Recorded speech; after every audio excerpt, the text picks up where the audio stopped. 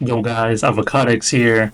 It is snowing out there today, so perfect time to sit down and edit this video. Haven't eaten breakfast yet, so sorry if I'm looking a little crazy. Now today we're drawing Inosuke from Demon Slayer. Comment below your favorite Demon Slayer character, who you want to see drawn next, and enjoy the video. Yo, what's going on? Alright, so today we got this Inosuke drawing. Gonna kind of break it down, do a little voiceover, kind of talking through what I'm thinking, what I'm doing. Maybe it could help you guys out some. So first we started out with the hand. For the pose that I'm going in, this is going to be the most forefront part of the picture. With the hand, I usually kind of start with almost like a stick figure hand and placing the fingers and stuff first. Still working on it, but I think we're getting a little better. Then we're going on to a little boar's head. And I did make the tusk a little bigger, just because, I don't know, I like boars, and when they got that real big tusk, it looks cool. Wish Inosuke had, like, bigger tusks, so that's why we did that here. And we're just kind of touching up. The pencil I'm using, it's a mechanical pencil, but it's really a regular pencil. It's actually like an HB pencil. And we're going to kind of sketch out the sword real quick, getting a placement for everything. At this point, I thought I was happy with the drawing. I'll end up tweaking some stuff here. Coming in with the fine tip markers. Get some hatching, some cross hatching. Right, and just going in. I'm going in right now with the finest tip that I have. Just because, well, I'm still getting used to using these. At this point, I was still undecided if I was going to color the picture or go grayscale. See, then here I'm starting to realize I'm not satisfied with the hand. I thought it was way too small. So, to fix it, I just kind of blacked it out to make it, made it kind of bigger. And then kind of revamped the whole idea of my drawing after that. Because honestly, I was about to scrap this thing and just quit and go next. But then I decided maybe I could challenge myself, fix it, and see if we can still get something nice out of it. Because I didn't spend too long. I was maybe 20 minutes into it. By the time I realized I wanted to start over, so it wouldn't have been that bad. Then here I'm just coming in with the grays, and I outlined the shadows earlier with pencil. It's super light here, you can't really tell, but that's what I'm doing. Shading in all my hatched areas, cross hatching. And I'm starting to kind of enjoy the piece, starting to feel it, getting into it. Then when I'm coloring, one thing you want to do is kind of go slow and kind of stay in one area and make sure you're overlapping, getting good ink coverage so it's not so splotchy when it dries up.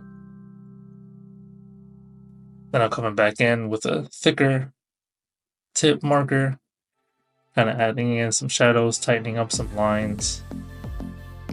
And then I decided to switch completely to the brush nib and then just really kind of get into it. Honestly, I'm just kind of freestyling because I'm way off plan from how I originally wanted this drawing to be. So, we pivot, we learn, experiment. And overall, I was starting to have fun with it. Really what it was is my wife came in and was like, "Oh, this looks so awesome.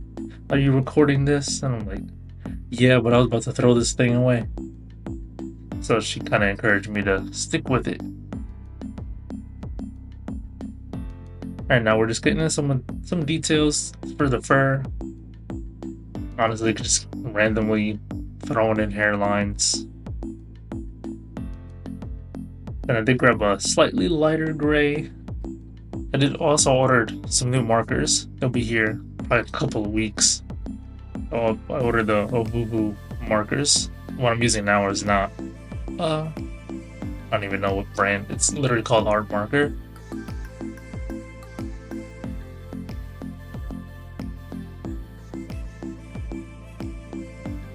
Yeah, now we kind of finished up, and I decided I'll color the eye give it some color, give it some kind of pop.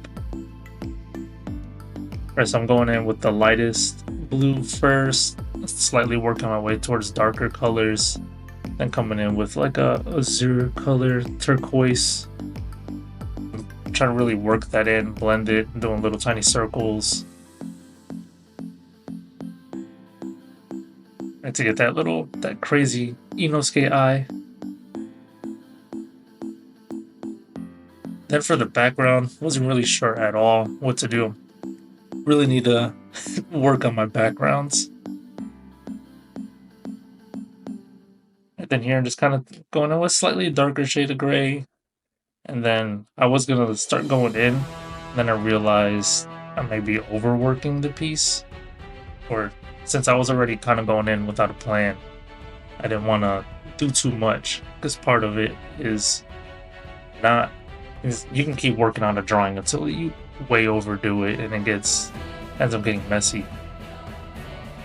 And I busted out some acrylic paint pens. We're just kind of making some streaks, make it feel dynamic, maybe some wind blowing. I think this is the scene of Demon Slayer with Inosuke. He sticks his swords in the ground, he sticks his hands out to get the layout of the land. And I'll come in here picking out different blues to work, and then going with this darker tone. Then we'll come in with the white marker and get some kind of highlights on some of those areas. And yeah, that about wraps up the drawing. If you guys like this style of video, comment, subscribe. Let me know your favorite Demon Slayer character. Obviously mine is Inosuke.